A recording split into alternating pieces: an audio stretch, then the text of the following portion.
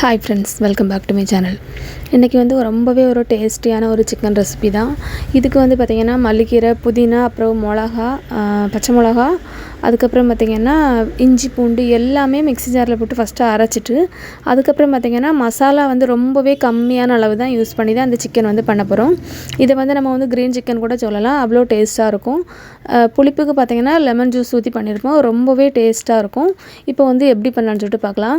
First வந்து நம்மளுக்கு வந்து என்னெல்லாம் வேணும்னு சொல்லி எடுத்து வச்சிடலாம். நான் ஒரு 1/2 கிலோ அளவுக்கு போன்லெஸ் சிக்கனாக தான் பொடி பொடியாக கட் பண்ணி வச்சுருக்கேன்.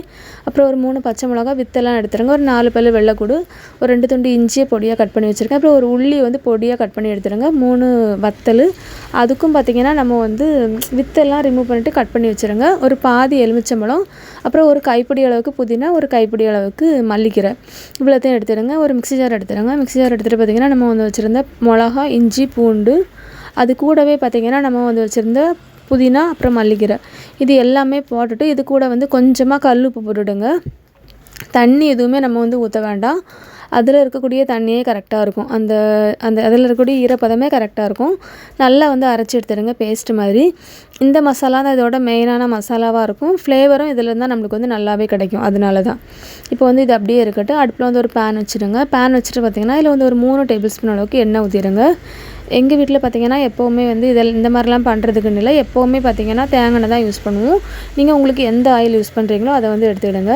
போட்டுட்டு கருவேப்பிலை போட்டு லைட்டாக வெடிச்சதுக்கப்புறம் நம்ம வச்சுருந்த காஞ்ச மிளகா அதையும் போட்டு லைட்டாக வந்து வதக்கிடுங்க. வதக்குனதுக்கப்புறம் நம்ம வந்து வச்சுருந்த உள்ளி அதையும் போட்டு நல்லா வதக்கிடுங்க. இதில் வந்து லைட்டாக மட்டும் நம்ம வந்து சால்ட்டு போட்டால் போதும். நம்ம வந்து புதினா மல்லிகீரை அரைச்சதுலேயும் சால்ட்டு வந்து இருக்கும். 2வது வேணுன்னா மட்டும் நீங்கள் வந்து போட்டுக்கலாம். இப்போ இது வந்து நல்லா வந்து வதங்கினதுக்கப்புறம் பார்த்திங்கன்னா நம்ம அரைச்சி வச்சுருந்த அந்த புதினா மல்லிக்கீரை அந்த பேஸ்ட்டையும் போட்டுட்டு இது கூடவே புளிஞ்சு வச்சுருந்த லெமன் ஜூஸ் அதையும் இதை போட்டு நல்லா வந்து மிக்ஸ் பண்ணிவிடுங்க. அந்த புளிப்பு டேஸ்ட் நல்லாவே தெரியும். அதோட டேஸ்ட் நம்ம சாப்பிடும்போது ரொம்ப நல்லாயிருக்கும். அதுக்காக தான் இப்போ நல்லா வந்து அந்த கலரும் சேஞ்ச் ஆகிட்டு நல்லா வதங்கினதுக்கப்புறம் நம்ம வந்து கட் பண்ணி வச்சுருந்த இறைச்சி வந்து போட்டுடலாம். இதில் பார்த்திங்கன்னா ஈரலும் நான் வந்து கட் பண்ணி அது கூடவே வந்து போட்டுட்டேன். இதில் வந்து தண்ணி எதுவுமே நம்ம வந்து ஊற்றக்கூடாது. ஃபஸ்ட்டு வந்து ஒரு 2 நிமிஷம் நல்லா வந்து வதக்கிடுங்க. அதுலேருந்தே நமக்கு வந்து தண்ணி வரும். அதுக்காக தான். இப்போ நல்லா வந்து மிக்ஸ் பண்ணதுக்கப்புறம் மூடி வச்சுருங்க. மூடி வச்சுட்டு ஒரு மீடியம் ஃப்ளேமில் ஒரு 5 நிமிஷம் வச்சுருங்க. அப்புறம் நம்ம வந்து ஓப்பன் பண்ணி பார்க்கலாம். இப்போ ஓப்பன் பண்ணி பார்த்தா தண்ணி எதுவுமே ஊற்றலை, அதுலேருந்தே தண்ணி வந்து வர ஆரம்பிச்சிருக்கு. மறுபடியும் நல்லா வந்து மூடி வச்சுட்டு ஒரு 10 நிமிஷம் நல்லா வந்து குக் பண்ணிடுங்க. அப்போ வந்து இறைச்சி வந்து ஓரளவுக்கு ஒரு 90% வந்து வெந்திருக்கும். அதுக்கப்புறம் நம்ம வந்து மசாலா வந்து ஆட் பண்ணிக்கலாம். மசாலா வந்து ரொம்பவே கம்மி தான், ஒரு 2 மசாலா போல் தான் நம்ம வந்து போட போகிறோம். எக்ஸ்ட்ராவாக வேறு எதுவுமே நம்ம வந்து ஆட் பண்ண போகிறதில்ல. இதில் வந்து ஒரு 1/2 டீஸ்பூன் அளவுக்கு இறைச்சி மசாலா பொடி, அதுக்கப்புறம் ஒரு 1/2 டேபிள் ஸ்பூன் அளவுக்கு வத்தல் பொடி ரொம்ப வந்து போட வேண்டாம், கம்மியாக போட்டாலே போதும்.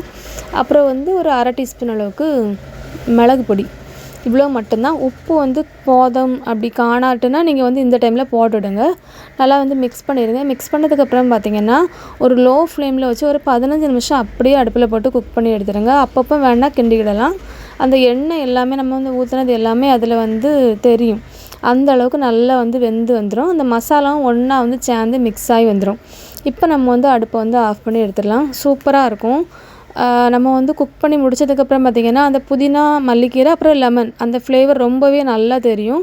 கண்டிப்பாக நீங்கள் இந்த ரெசிபி வந்து ட்ரை பண்ணி பாருங்கள். லாஸ்ட்டாக பார்த்திங்கன்னா அது கொஞ்சமாக மல்லிக்கீரை மட்டும் வந்து போட்டுக்கிடலாம். இந்த வீடியோ உங்களுக்கு பிடிச்சிருச்சுன்னா லைக் பண்ணுங்கள், ஷேர் பண்ணுங்கள், கமெண்ட் பண்ணுங்கள். தேங்க்ஸ் ஃபார் வாட்சிங்.